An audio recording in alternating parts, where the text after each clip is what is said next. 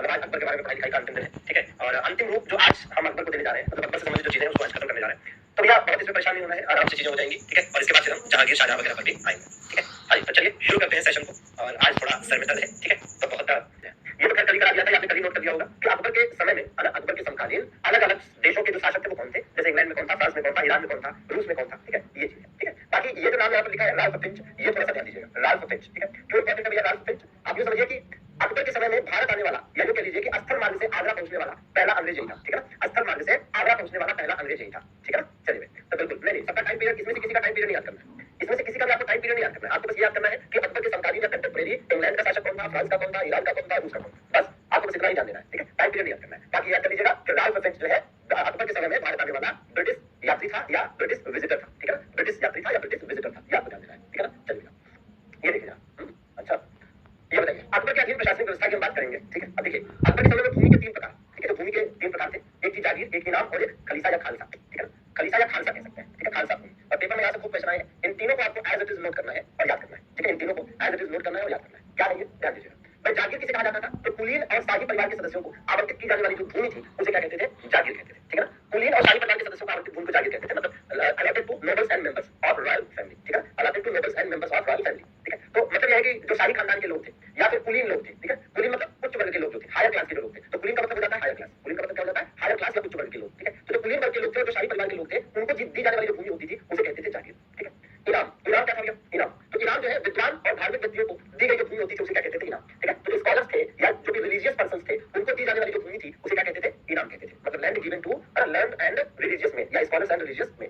खालसा किसे कहते थे, इस भूमि से एकत्रित राजस्व सीधे शाही खजाने को जाता था, मतलब समझ लीजिए कि ये एक तरह से सरकारी भूमि थी। जैसे आज के टाइम में गांव गांव अगर आप देखेंगे तो ग्राम समाज की भूमि होती है ना, गांव गांव क्षेत्रों में जैसे आज के टाइम में ग्राम समाज की भूमि होती है, या फिर शहरी क्षेत्रों में देखा जाए तो इसे क्या कहते हैं, कुछ अलग नाम दिया जाता है, मतलब ये है कि ये एक तरह से सरकारी भूमि थी, ठीक है। तो पेपर में जैसे क्वेश्चन पूछेगा तो क्या पूछेगा, ऐसे क्वेश्चन पूछेगा कि कुलीनों और शाही परिवार के सदस्यों को आवंटित की गई भूमि को मुगल काल में या अकबर काल में क्या कहा जाता था, ठीक है। या ऐसे पूछेगा कि मुगल काल में विद्वानों या धार्मिक व्यक्तियों को दी जाने वाली भूमि को क्या कहा जाता था, या कहेगा कि ऐसी भूमि जिससे प्राप्त राजस्व सीधे शाही खजाने में जाता था उसे क्या कहा जाता था, ऐसा क्वेश्चन पूछेगा, ठीक है भैया। तो एज इट इज आपको याद कर लेना, ठीक है, एज इट इज आपको याद कर लेना है और इसको अपनी कॉपी में नोट करना है।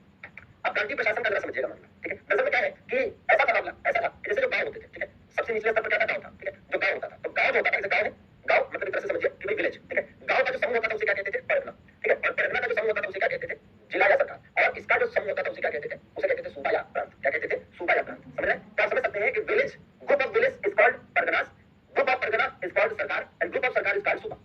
जैसे आज की डेट में क्या होता है, जैसे हम आज की डेट में देखें तो आज की डेट में क्या है, जैसे गांव गांव के क्षेत्रों में क्या होता है कि गांव होता है और गांव का समूह क्या कहलाता है, ग्राम पंचायत कहलाता है, और ग्राम पंचायत का प्रमुख क्या होता है, जो समूह होता है क्या होता है, ब्लॉक होता है, और ब्लॉक का समूह क्या होता है, तहसील होता है, तहसील का समूह क्या होता है, जिला होता है, जिलों का समूह क्या कहलाता है, मंडल कहलाता है, मंडलों का समूह क्या कहलाता है, राज्य कहलाता है, राज्यों का समूह क्या कहलाता है, देश कहलाता है, ठीक है ना। हाँ जी बिल्कुल, अब इसको भी याद करना है, ये आज आपको याद करना पड़ेगा क्या कि गांव में देखिए ऐसे क्वेश्चन पूछेगा कि मुगल काल में प्रशासन की सबसे छोटी इकाई क्या थी, ठीक है, मुगल काल में प्रशासन की सबसे छोटी इकाई क्या थी, what was the smallest unit of Mughal administration, what was the smallest unit of Mughal administration, ठीक है भैया। तो जस्ट अभी हम दूसरी स्लाइड पर हैं, पहली चीज आपको ये लिखनी है, अपनी कॉपी में नोट करना है कि जागीर किसे कहते थे, इनाम किसे कहते थे, खालसा किसे कहते थे, और फिर आपको ये नोट करना है कि village was the smallest unit of Mughal administration and group of villages is called Pargana, group of Parganas was Sarna, सरकार, ठीक है, सरकारों का समूह सूबा। अब जो गांव का प्रमुख होता था, जैसे गांव में आज की डेट में प्रमुख होता है उसे क्या कहते हैं, प्रधान कहते हैं, जो गांव में आज की डेट में प्रमुख होता है उसे क्या कहते हैं, प्रधान कहते हैं। उस समय क्या कहते थे, उस समय मुकद्दम कहते थे, ठीक है। तो आपसे क्वेश्चन क्या पूछेगा कि गांव के प्रमुख को क्या कहा जाता था, ठीक है, गांव के प्रमुख को क्या कहा जाता था, ठीक है, आप मतलब कह सकते हैं कि head of village was known as, ठीक है, तो उसे क्या कहा जाता था, तो गांव का जो प्रमुख होता था, विलेज का जो हेड होता था उसे मुकद्दम कहते थे, और इसी प्रकार से परगना का जो हेड होता था उसे क्या कहते थे, शिकदार कहते थे, जो सरकार का हेड होता था उसे क्या कहते थे, फौजदार और अमालगुजार, ठीक है ना। फौजदार का काम क्या था, एक तरह से सैन्य प्रशासन वगैरह को मैनेज करना, और अमालगुजार का काम था जो रेवेन्यू वगैरह से रिलेटेड चीजों को मैनेज करना। जो सूबा या प्रांत होता था उसे क्या कहते थे, उसके प्रमुख को सूबेदार। आज की डेट में जैसे प्रांत जो होता है उसे स्टेट कहते हैं, मतलब राज्य कहते हैं, और उसका जो प्रमुख होता है वो मुख्यमंत्री होता है, सीएम होता है। तो वैसे उस टाइम पे जो प्रांत थे, ठीक है, मुगल काल में उन्हें सूबा कहते थे और सूबों का जो प्रमुख होता था उसे सूबेदार कहते थे, ठीक है। तो आई होप कि इसको समझने में कोई दिक्कत नहीं हुई होगी आपको, आप इजीली समझ गए कि विलेज का हेड मुकद्दम, परगना का हेड सिकदार, ठीक है, सरकार का हेड फौजदार और सूबा का हेड सूबेदार, ठीक है ना। हाँ जी, ऐसे आप आराम से, आप बिल्कुल कहीं पर प्रधान कहते हैं, कहीं पर सरपंच कहते हैं, ठीक है, कहीं पर मुखिया कहते हैं, ठीक है, कहीं पर प्रधान गांव का जो प्रमुख होता है उसे कहीं पर प्रधान, कहीं पर मुखिया, कहीं पर सरपंच कहा जाता है। अकबर के शासनकाल के दौरान विभिन्न प्रशासनिक स्तरों पर संभाले गए पद, ठीक है, मतलब अकबर काल में जो विभिन्न पद होते थे, जो पोस्ट होती थी, उसको कौन सी पोस्ट किसके लिए थी वो एक बार देख लिया जाए, कौन सी पोस्ट किसके लिए थी साथियों वो एक बार देख लिया जाए, ठीक है ना। देखिए जी, एक कहीं कोई चीज दिक्कत लगे तो बता दीजिएगा। देखिए अब सूबा की बात करें, जैसे सूबेदार होता था, सूबेदार तो पूरे सूबे का मुखिया था, सूबेदार क्या था, पूरे सूबे का मुखिया था, सूबेदार जो है वो पूरे सूबे का मुखिया था, ठीक है। सूबेदार क्या था, जैसे यहाँ सूबेदार बताया ना, सूबेदार क्या था, तो सूबेदार का कहा कि भाई पूरे सूबे का या पूरे प्रोविंस का क्या था, मुखिया था, ठीक है, पूरे सूबे का मुखिया था या पूरे प्रोविंस का मुखिया था, ठीक है ना। ये अभियानों के लिए सेना प्रदान करता था और कानून एवं व्यवस्था बनाया, ठीक है। तो सेना प्रदान करना को छोड़ दीजिए, आपको क्या याद करना है, यहाँ से आपको ध्यान दीजिए कि आपको क्या याद करना है। तो आपको ये ध्यान देना है ये बात, जो प्रांत का मुखिया था, और दूसरी बात क्या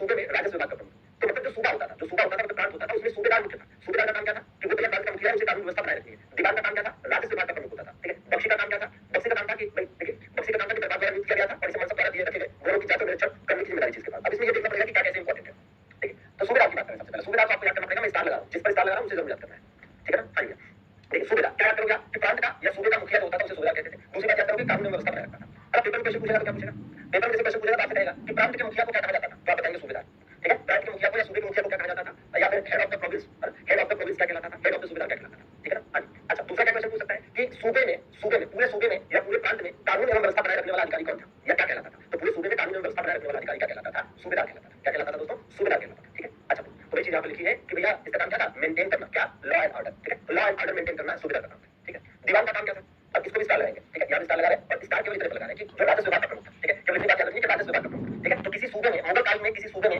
राजस्व विभाग का प्रमुख क्या कहलाता था, दीवान कहलाता था, ठीक है। क्या याद रखेंगे भैया, head of the revenue department, ठीक है। Head of the revenue department. तो दीवान क्या था, ये head of the revenue department. बस इतनी सी बात याद रखनी है कि दीवान क्या था, head of the revenue department था, ठीक है। अच्छा, अब एक चीज जरा यहाँ पर गौर करिए और वो ये कि तकावी, तकावी क्या होता था, ठीक है। किसानों को तकावी, ठीक है। तकावी क्या होता था, अलग से एग्जाम में आपसे पूछ सकता है कि तकावी, मुगल काल में तकावी शब्द से क्या अभिप्राय था।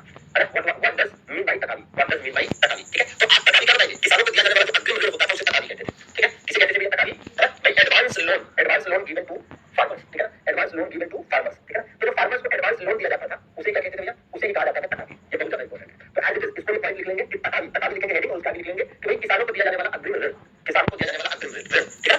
अग्रिम ऋण, ठीक है। मतलब ये है कि एडवांस, ठीक है, advance loan given to farmers, advance loan given to farmers, clear. आगे बख्शी, बख्शी वाला तो छोड़ दीजिए, इतना नहीं इंपॉर्टेंट है। या फिर याद कर सकते हैं तो याद करिएगा कि जो मनसबदारों के द्वारा घोड़ों की जांच, जो मनसबदारों द्वारा घोड़े रखे जाते थे, ठीक है ना, उनकी जांच और निरीक्षण करने का काम इसका था, ठीक है ना। चलिए, ठीक।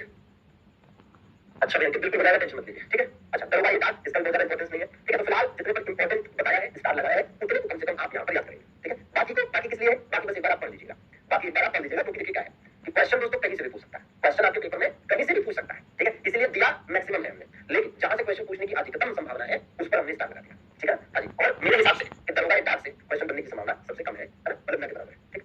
आगे देखिए, बाकी अगर बनता भी तो ऐसा कोई तीर चीज नहीं है, ऐसे इसीलिए कहा कह रहे हैं कि एक बार केवल रीड कर लीजिएगा, पढ़ लीजिएगा दरोगा एक डाक। तो इसका नाम यही डाक है, तो संचार चैनल बनाया था ना, तो संचार कैसे होता था, कम्युनिकेशन उस जमाने में कैसे होता था, ऐसे ही तो होता था ना? संचार बना कैसे, वही होता था उस समय, कम्युनिकेशन। तो डाक के माध्यम से ही तो होता था, तो इसका नाम दरोगा एक डाक, ठीक है। तो फॉर बात,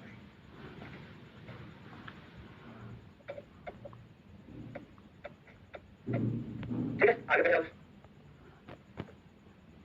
ठीक। सरकार की बात करें, सरकार क्या है भैया, भाई सूबे से नीचे की जो प्रशासनिक इकाई थी उसे सरकार कहते थे, सूबे से नीचे की जो प्रशासनिक इकाई थी उसे सरकार कहते थे। इसका प्रमुख जो था वो फौजदार कहलाता था। अब इसका काम क्या है, कानून और व्यवस्था बनाए रखना, ठीक है। तो सिर्फ इसी बात यहाँ पर याद रखनी है कि भैया सरकार जो था, सरकार नाम की जो प्रशासनिक इकाई थी, वहां पर कानून व्यवस्था बनाए रखने की जिम्मेदारी किसकी थी, फौजदार की थी, ठीक है। जैसे सूबे में कानून व्यवस्था बनाए रखने की जिम्मेदारी किसकी थी, सूबेदार की थी। तो जिस प्रकार से किसी सूबे में, जिस प्रकार से किसी सूबे में कानून एवं व्यवस्था बनाए रखने की जिम्मेदारी सूबेदार की थी, उसी प्रकार से किसी सरकार में कानून व्यवस्था बनाए रखने की जिम्मेदारी फौजदार की थी, ठीक है। अच्छा, और जो सरकार है यहाँ पर, जो सरकार है यहाँ पर राजस्व संग्रह करने वाला अधिकारी क्या कहलाता था, तो आमील या अमाल गुजार कहलाता था, ठीक है ना। तो वही चीज यहाँ पर है, वो चीज यहाँ पर एकदम नीचे मेंशन है कि सरकार जो था उसमें फौजदार क्या करने का काम करता था, इसका काम था लॉ एंड ऑर्डर को मेंटेन करना, और अमाल गुजार का काम क्या था, रेवेन्यू कलेक्शन करना, ठीक है। और यही काम, रेवेन्यू कलेक्शन का काम सूबे में कौन करता था, दीवान करता था। रेवेन्यू कलेक्शन का काम, राजस्व कलेक्शन का काम सूबे में कौन करता था, दीवान करता था, और सरकार में कौन करता था, तो अमाल गुजार या फिर आमील करता था, क्लियर है। चलिए शिकदार की बात करें, भाई परगना, ठीक है। परगना में शिकदार होता है, शिकदार का काम क्या था, तो परगना, किसी परगना में राजस्व संग्रह करने का काम शिकदार का था, किसी परगना में राजस्व संग्रह करने का काम किसका था, शिकदार का था, ठीक है। राजस्व संग्रह करने का काम, ठीक है। बाकी कानून जो थे वे भूमि अभिलेख करते थे। कानून का काम क्या था, कानून तो अभी भी होता है, कानून तो अभी भी होते हैं, ठीक है। इनका काम क्या था भैया, सभी भूमि अभिलेखों को रखते थे, ठीक है। कानून का काम क्या था, भूमि अभिलेखों को रखना, ठीक है। हाँ, भूमि अभिलेखों को रखना, केप्ट ऑल लैंड रिकॉर्ड्स, ठीक है। फिलहाल तो मेन जो है आपको समझ के चलना है, ठीक है। और ठीक है, ठीक है। राजस्व संग्रह का अधिकारी मतलब कह सकते हैं कि किसका कलेक्शन करने वाला, रेवेन्यू कलेक्शन या रेवेन्यू कलेक्टर, ठीक है। तो रेवेन्यू कलेक्टर वाले मामले में आपको एक चीज स्पष्ट रूप से समझ में आई कि जो रेवेन्यू कलेक्टर है, रेवेन्यू कलेक्टर है, ठीक है, रेवेन्यू कलेक्टर है मतलब राजस्व संग्रह अधिकारी है, राजस्व संग्रह अधिकारी, ठीक है, राजस्व संग्रह अधिकारी। तो राजस्व संग्रह अधिकारी की अगर बात करें, ठीक है, राजस्व संग्रह अधिकारी की अगर बात करते हैं तो देख लीजिए कि भाई एक जगह पर इसे अगर हम देखेंगे तो एक चीज है कि सूबे में क्या कहलाता था, अगर कोई सूबा है तो वहां पर उसे क्या कहा, भाई कौन होता था, और अगर ठीक है, इसी प्रकार से भाई सूबे के जस्ट नीचे क्या आता था, सूबे के जस्ट नीचे सरकार आता था, सरकार में क्या कहा जाता था इसे, सरकार में इसे क्या कहा जाता था, ठीक है, सरकार में इसे क्या कहा जाता था दोस्तों। और इसी प्रकार से भाई परगना में इसे क्या कहा जाता था, परगना में कौन सा अधिकारी होता था, और इसी प्रकार से आप देखें कि भाई गांव में क्या होता था, ग्राम, ठीक है ना, यहाँ पर क्या कहलाता था, ठीक है। तो ये देख लीजिए, तो जैसा कि आपको बताया गया कि अगर हम सूबे की बात करते हैं तो सूबे में क्या कहलाता था, ये दीवान कहलाता था, ठीक है। सूबे में क्या कहलाता था, दीवान कहलाता था, ठीक है। सूबे में क्या कहलाता था, दीवान कहलाता था, ठीक है ना। और सरकार में क्या कहलाता था, तो आमील या अमाल गुजार, ठीक है ना, आमील या फिर इसे क्या कहते थे, अमाल गुजार, ठीक है ना, अमाल गुजार, ठीक है, बिल्कुल मालगुजार, ठीक है। परगना, परगना में क्या कहा जाता था इसी को? तो परगना इसी को कहते थे शिकदार, ठीक है। क्या कहते थे भैया? शिकदार कहा जाता था। क्या कहा जाता था? शिकदार कहा जाता था। और इसी को अगर आप देखेंगे कि भाई गांव में क्या कहा जाता था, तो गांव में इसको कहता कहा जाता था, ठीक है। गांव का राजस्व अभिलेखों का जो अधिकारी था वो पटवारी था। कौन था भैया? पटवारी, ठीक है। कौन था? पटवारी। राजस्व अधिकारी जो था वो पटवारी था, ठीक है। तो यहाँ पर कहा जाता था सीधे सीधे दीवान, ठीक है। यहाँ पर कहा जाता था क्या? आमील या फिर अमाल गुजार, ठीक है। अमाल गुजार, ठीक है। यहाँ पर क्या कहते थे? शिकदार, ठीक है। शिकदार। और यहाँ पर क्या कहते थे? पटवारी, ठीक है। पटवारी। तो क्या ये एक जगह पर हो गया आपका मामला, ठीक है ना? ठीक, ठीक। तो ये चीज आपको ऐसे ध्यान देनी है। अब एक जगह पर हो गया तो अब आपके लिए याद करना आसान हो जाएगा कि पेपर में से क्वेश्चन पूछ लिया कि मुगल काल में किसी सूबे का राजस्व संग्रह अधिकारी क्या कहलाता था? दीवान कहलाता था। किसी सरकार में क्या कहलाता था? आमील कहलाता था। किसी परगने में क्या कहलाता था? शिकदार कहलाता था। और किसी गांव में क्या कहलाता था? पटवारी कहलाता था, ठीक है। बाकी जो ओवरऑल प्रमुख था वो तो शुरू में बता दिया गया है। जो ओवरऑल प्रमुख था वो शुरू में बता दिया गया है कि सूबे का जो ओवरऑल प्रमुख था वो सूबेदार था, सरकार का जो ओवरऑल प्रमुख था वो फौजदार था, और परगना में जो ओवरऑल प्रमुख था वो शिकदार था, और गांव में क्या था? मुकद्दम था, ठीक है ना? हाँ जी। तो वो चीज है, ये आपका ये क्या है भाई? अगर यहाँ से हम अमाल गुजार को हटा दें तो सब जो कानून व्यवस्था वाले हैं, ठीक है। यहाँ पर अगर हम अमाल गुजार को हटा दें तो कानून व्यवस्था वाले हैं, ठीक है। यहाँ से चलिए अमाल गुजार को हटा देते हैं, ठीक है। तो अब ये क्या हो गया? ये कानून व्यवस्था वाला हो गया, ठीक है। और जो परगना में शिकदार है वो दोनों जगह पर मतलब शिकदार सेम था, ठीक है। अगर परगना की बात करें तो शिकदार सेम था, मतलब ये ओवरऑल भी प्रमुख था और राजस्व संग्रह करने वाले अधिकारियों में भी प्रमुख था, ठीक है ना। राजस्व संग्रह करने वाले अधिकारियों में भी प्रमुख था, ठीक है। दोनों में ही ये प्रमुख था, ठीक है। ये क्या है? तो ये कानून व्यवस्था, ठीक है। तो ये कानून व्यवस्था का अधिकारी था, कानून एवं लॉ एंड ऑर्डर बनाने वाला, कानून व्यवस्था, कानून व्यवस्था बनाए रखना इसका काम था। कानून व्यवस्था मतलब लॉ एंड ऑर्डर, ठीक है। तो लॉ एंड ऑर्डर, ठीक है, बिल्कुल। अब इसमें एक चीज कॉमन मिल रही है जगह पर परगना में। परगना में क्या है? शिकदारी है जो लॉ एंड ऑर्डर भी मेंटेन करता था और राजस्व का भी प्रमुख संग्रह अधिकारी था। अच्छा मेरा बहुत बहुत आशीर्वाद, हैप्पी बर्थडे, ठीक है, ठीक है। क्लियर हो गया? तो अब क्या है कि आपके लिए ये चीजें थोड़ी आसान हो गई, ठीक है। आप नोट तो करेंगे, आपने जो कुछ मैंने बताया उसे नोट तो करेंगे, लेकिन जब आप याद करने जाएंगे तो आप ये एक चीज देखेंगे कि आप कानून व्यवस्था या लॉ एंड ऑर्डर मेंटेन करने वाले अधिकारी को सूबे में क्या कहते थे, सरकार में क्या कहते थे, परगना में क्या कहते थे और विलेज में क्या कहते थे। और फिर उसके बाद ये वाला भी निकालेंगे तुरंत, ठीक है, कि भैया जो रेवेन्यू कलेक्टर था, राजस्व संग्रह अधिकारी था, उसे सूबे में और बाकी चीजों में क्या कहते थे, ठीक है ना? चलिए, अरे मेरा बर्थडे नहीं है, बढ़िया वाली बर्थडे, ठीक है। अच्छा बुक ले लियो, बुक से पढ़ने से नहीं होगा बेटा, बुक से पढ़ोगे चीजें याद ही नहीं होंगी, ठीक है। नोट्स बनाइए, ठीक है। बुक ना हो चलेगा लेकिन नोट्स बनाना चाहिए, क्योंकि बुक की चीजें अगर आप पढ़ोगे तो आपको याद नहीं होगी, ठीक है ना? अरे ऐसा कुछ नहीं, गाना वाना कुछ नहीं गाते हैं, अच्छा नहीं। कोई बुक नहीं लेनी है ना, एकदम नहीं, कोई बुक नहीं लेनी। मेरे हिसाब से आप कोई बुक मत लीजिए। हाँ आपके पास यूनिक, लूसेंट या इस तरह की जो किताबें आती हैं जिसमें एक ही में सब कुछ दिया रहता है, ठीक है, फैक्चुअल डाटा, वो आपके पास कोई ना कोई बुक ऑलरेडी होगी, उसके लिए लेने की जरूरत नहीं, ठीक है। उसके अलावा कुछ मत लीजिए, बढ़िया, ठीक है। नहीं इतनी किताबें कहाँ पढ़ेंगे आप, ठीक है। मुकद्दम, ठीक है, इतना मैं तो इतना कंटेंट हम लोग को दे रहे हैं। अब देखिए गांव की बात करें तो गांव में भैया मुकद्दम गांव का मुखिया होता था, पटवारी गांव के राजस्व अभिलेखों का मुखिया होता था, किलादार किला प्रशासनिक अधिकारी का इसकी जरूरत नहीं, ठीक है ना। तो ये चीज जान लेंगे। और ठीक है, किसी बंदरगाह के गवर्नर को मुगल काल में क्या कहा जाता था भैया? तो मुत्सद्दी कहा जाता था, मुत्सद्दी कहा जाता था, कस्टम मतलब कस्टम ऑफिसर का एक तरह समझ लीजिए, ठीक है ना। हाँ। तो इस चीज को समझेंगे कि भैया क्या कर लेना है, इसको याद कर लेना है। मुकद्दम विलेज का हेड में था, पटवारी जो है विलेज में जो रेवेन्यू रिकॉर्ड था उसको मेंटेन करता था, और मुत्सद्दी जो था ये क्या था भैया? पोर्ट गवर्नर था, ठीक है। तो इसको भी याद करेंगे, इसको भी याद करेंगे आप, ठीक है। तो तीनों पर स्टार लगा दिया है, याद कर लीजिए। चलिए मुगलों का केंद्रीय प्रशासन देख लेते हैं, ठीक है ना। मुगलों का केंद्रीय प्रशासन देख लेते हैं।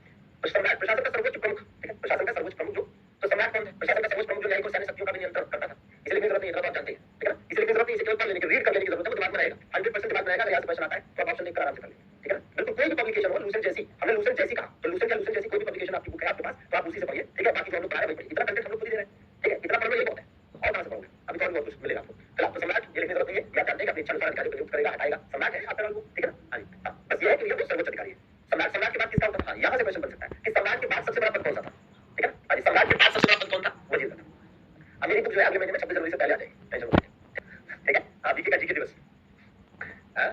नहीं, एक क्वेश्चन बनता है, ठीक है। अब शासक प्रशासक के बीच मुख्य खड़ी, ठीक है, शासक और प्रशासन के बीच में मुख्य खड़ी, तो ये सब नहीं याद करना है, बस इतना ध्यान देना है कि वजीर जो है सम्राट के बाद जो सबसे बड़ा पद था, बादशाह के बाद, राजा के बाद जो सबसे बड़ा पद था वही था, ठीक है ना। चलिए बिल्कुल, बहुत अच्छे भैया, बहुत अच्छे भैया, ओके ठीक है।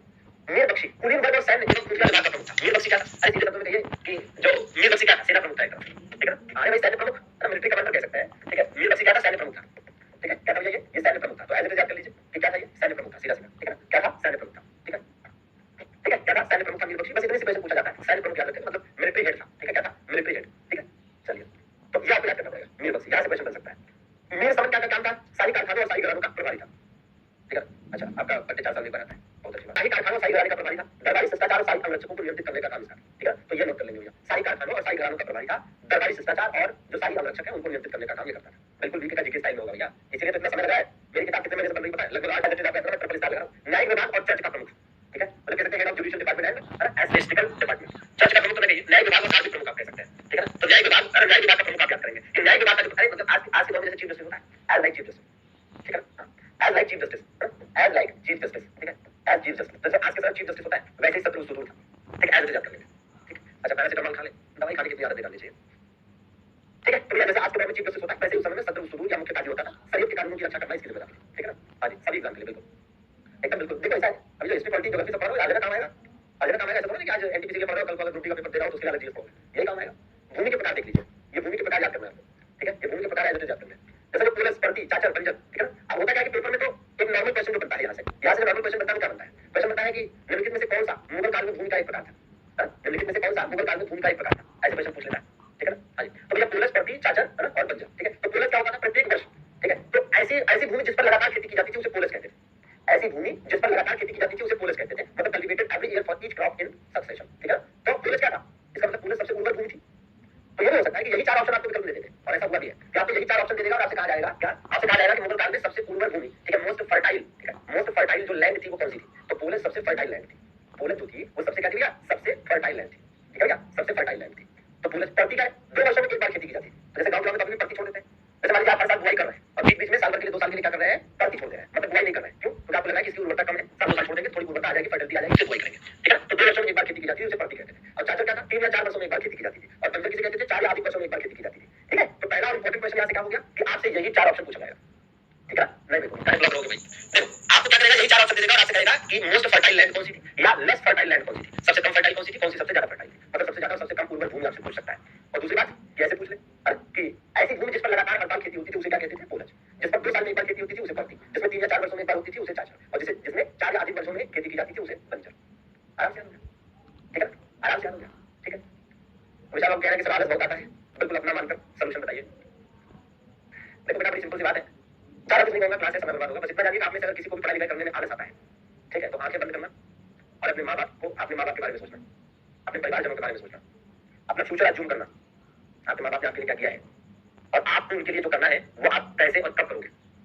अपने आप आलस, डिमोटिवेशन, नकारात्मकता, निगेटिविटी सब भाग जाएगी, ठीक है, सब भाग जाएगी, ठीक है। आंख बंद करके सोचना, शांत मन से, शांत माहौल में आंखें बंद करिए, माँ बाप के, है ना, कई बातों को माँ बाप को याद करिए, अपना फ्यूचर अज्यूम करिए और सोचिए कि माँ बाप ने आपके लिए जो जीवन भर इतना सब कुछ अपना दांव पर लगाया, इतने दर्द झेले, वो कितने भी परेशानी में रहे लेकिन आपको पढ़ाई लिखाई से कभी नहीं रोका, है ना, अपने खून का एक एक कतरा, है ना, लगातार उनका संघर्ष करता रहा आपकी बेहतरी के लिए, आपकी खुशियों के लिए। तो आपकी जिम्मेदारी बनती है कि उन्हें खुशी दें, तो उन्हें कब खुशी देंगे, देर ना हो जाए, कहीं देर ना हो जाए, है ना, तो ये चीज है।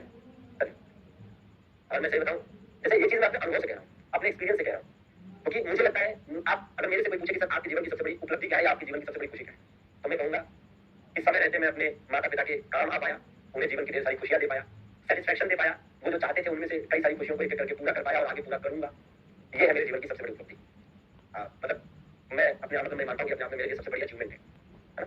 और ये अचीवमेंट मतलब ऐसा नहीं कि यहीं पर मैं रुक जाऊंगा, आगे करता रहूंगा, ठीक है, ये सबसे बड़ी चीज है ना। ठीक, चाचर और बंजार दोनों को रियायती दरों पर मूल्यांकित किया गया, कोई खास इंपॉर्टेंस नहीं है, ये पॉइंट लिखना नहीं है। खुद कास्ट, हाँ ये बहुत इंपॉर्टेंट है, ये पूछा जा चुका है, ठीक है, खुद कास्ट और पाई कास्ट ये दोनों ही आपको याद करने हैं, खुद कास्ट और पाई कास्ट ये दोनों, ठीक है, बिल्कुल। मैं प्रिंसिपल कब बनूंगा, प्रिंसिपल बन नहीं, देखो ऐसे ठीक हूँ, प्रिंसिपल का क्या है, प्रिंसिपल क्यों बनना बताओ, खुद कास्ट वे किसान जो अपनी जमीन जोतते थे और प्रथागत दरों पर भू राजस्व का भुगतान करते थे, ठीक है। पाई कास्ट वे किसान जो या तो दूसरे गांवों की जमीन पर खेती करते थे या किराएदार के तौर पर दूसरों की जमीन पर खेती करते थे। मतलब सिंपल तौर पर ये समझिए कि खुद कास्ट और पाई कास्ट में डिफरेंस है। खुद कास्ट वे किसान थे जिनके पास अपनी खुद की जमीन थी, उसकी जुताई बुआई करते थे और बदले में सरकार को टैक्स देते थे। और पाई कास्ट वो है जिनके पास अपनी खुद की जमीन नहीं थी, वो दूसरों की जमीन पर, ठीक है, दूसरों की जमीन किराए पर लेकर, ठीक है, जोतते बोते थे और इस तरह से है ना अपना जीवन यापन चलाते थे, ठीक है। क्या पैसा तो दोनों को देना पड़ता था। खुद कास्ट जो किसान थे उन्हें भू राजस्व देना पड़ता था और जो पाई कास्ट किसान थे उन्हें क्या देना पड़ता था, किराया देना पड़ता था। उन्हें क्या देना पड़ता था, किराया। तो देना तो दोनों को पड़ता था। अच्छा, मेरी शादी में तुम नागिन डांस करोगे, पाई कास्ट समझ गए, सिंपल है कि खुद कास्ट जिनके पास अपनी जमीन थी उस पर जुताई बुआई करते थे और टैक्स देते थे, और पाई कास्ट वो थे जो किराए पर जमीन लेकर, ठीक है, जुताई बुआई करते थे। ये देख लीजिए। उपासना गृह के प्रसिद्ध विद्वान, और ये उपासना गृह क्या था, कई बार पेपर में आया है क्या कि इबादत खाना क्या था, ठीक है, इबादत खाना क्या था, ठीक है, कई बार प्रश्न है कि इबादत खाना क्या था। तो बहुत सिंपल है कि इबादत खाना क्या था, इबादत खाना क्या था भैया, इबादत खाना क्या था, उपासना गृह, सिंपल, ठीक है। अच्छा, आज हमसे सर की भी क्लास आप में से बहुत सारे लोगों ने करी, कमेंट करके बताइएगा एक बार मजा आया है, हमसे सर की क्लास पढ़ने में आया आज। देखिए सिंपल है, ये इबादत खाना है, आपको याद होगा इबादत खाना 1575 में स्थापित किया गया था। 1575 में इसको किसने बनवाया था, अकबर ने बनवाया था। 1575 में इसे किसने बनवाया था, अकबर ने। कहां पर बनवाया था, फतेहपुर सीकरी में। कहां पर बनवाया था, फतेहपुर सीकरी में बनवाया था, फतेहपुर सीकरी में, ठीक है ना। तो 1575 में फतेहपुर सीकरी में अकबर के द्वारा इबादत खाना बनवाया गया, ठीक है ना। हाँ ठीक, बात समझ रहे हैं? तो इबादत खाना 1575 में फतेहपुर सीकरी में अकबर ने बनवाया था। ये इबादत खाना, देखो इबादत खाना एक शब्द आ रहा है दोस्तों, इबादत क्या आ रहा है, इबादत खाना एक शब्द आ रहा है, इबादत। और ये इबादत शब्द है, इबादत का मतलब क्या होता है, उपासना। इबादत का मतलब क्या होता है, इबादत का मतलब होता है उपासना। इबादत का मतलब क्या होता है, इबादत का मतलब होता है उपासना। तो यहाँ ये उपासना गृह था जहां पर अकबर क्या करता था, विभिन्न धर्म के धर्म गुरुओं, विभिन्न धर्म के जानकारों को बुलाकर धार्मिक मुद्दों पर उनसे डिस्कशन करता था, ठीक है ना, बिल्कुल बिल्कुल। तो जैसे किसको किसको बुलाया, हिंदुओं में पुरुषोत्तम दास को बुलाया, ईसाइयों में आका विवाह मालसरेत को बुलाया था, ठीक है, मेहर जी राणा को बुलाया और जैनों में हरविजय सूरी को बुलाया। एक तो नाम यहाँ पर लिखा नहीं है, जैसे दस्तूर जी राणा थे, एक और थे मेहर जी राणा, मेहर जी राणा, ये भी थे, ये भी आए थे, ठीक है, मेहर जी राणा, दस्तूर जी राणा और मेहर जी राणा, ठीक है, दस्तूर जी राणा और मेहर जी राणा, अच्छा पारसियों में, ठीक है, तो पारसियों में दस्तूर जी राणा और मेहर जी राणा।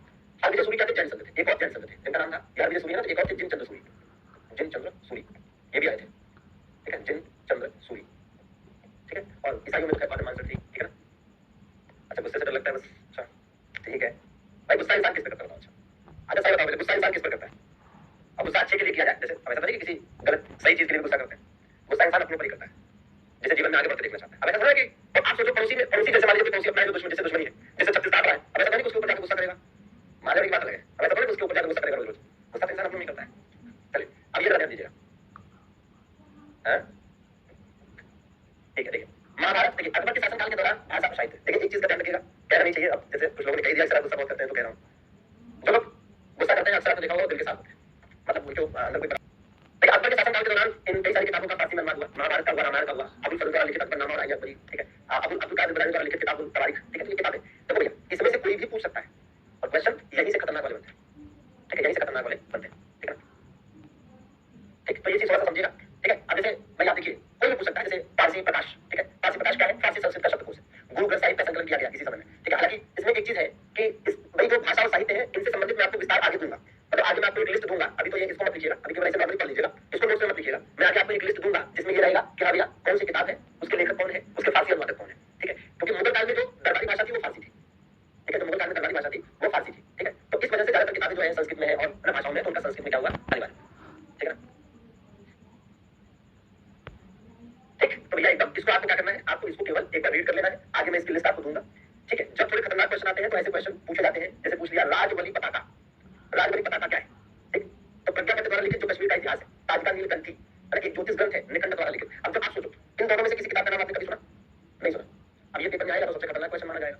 और देखो एक बात समझो, आप जब आप पेपर देने जाओगे और आपके पेपर में अभी तो 40 आएगा, फिर आगे 50 आएगा, तो मान लो 40 क्वेश्चन आएगा आपके पेपर में, तो आपके पेपर में 40 क्वेश्चन आएगा ना, तो उस 40 में से 15 आपका क्या होगा, ईजी होगा, ठीक है, फिर एक मोटी मोटा हिसाब किताब बताओ, 15 ईजी होगा, फिर 15 क्या होगा, मॉडरेट होगा, जो औसतन होता है, और 10 क्या होगा, 10 टफ होगा, समझ लो। तो ये जो 15 ईजी होगा तो कोई भी कर लेगा, ये जो 15 मॉडरेट होगा वो केवल पढ़ने वाला ही कर पाएगा, और ये जो 10 टफ होगा उसको केवल लीजेंड कर सकते हैं, जो लीजेंड लोग हैं, ठीक है। तो ऐसे क्वेश्चन, ऐसे 10 क्वेश्चन बहुत ही खतरनाक लेवल के टफ होते हैं, वो ऐसे ही तो होते हैं, ऐसे तो होते हैं, ये वाले आएंगे तो आपको एक लगेगा खतरनाक क्वेश्चन पूछ लिया भाई, इसमें क्वेश्चन बनाया मारो इसको, ठीक है। आगे इसकी लिस्ट उपलब्ध करा दूंगा, जितनी चीजें बताई गई है कि यहाँ तक चीजें याद करनी है, जिन पर स्टार लगा है, अंडरलाइन किया है, उनको अच्छे से नोट्स बना लीजिएगा, पढ़ते रहिए, ठीक है। फिर मुलाकात करते हैं, कल वैसे मुझे लगा नहीं था कि मैं ये क्लास पूरी पढ़ा पाऊंगा, क्योंकि सर में काफी दर्द सुबह से ही है जब से उठा हूँ, लेकिन ये है कि आप लोग हैं, क्लास करने के बाद अच्छा फील होने लगता है अपने आप, ठीक है।